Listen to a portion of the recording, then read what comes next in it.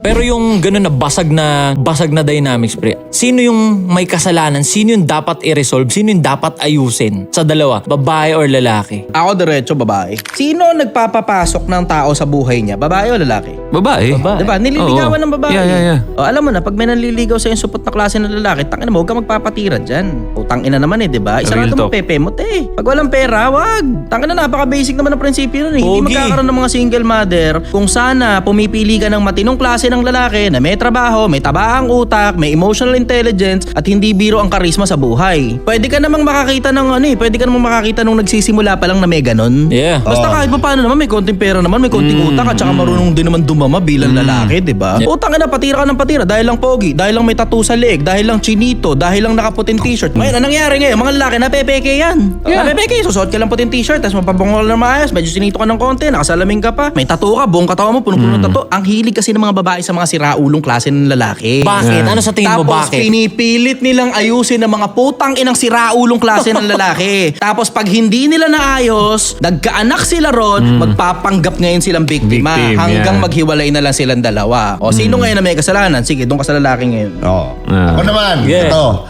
lalaki.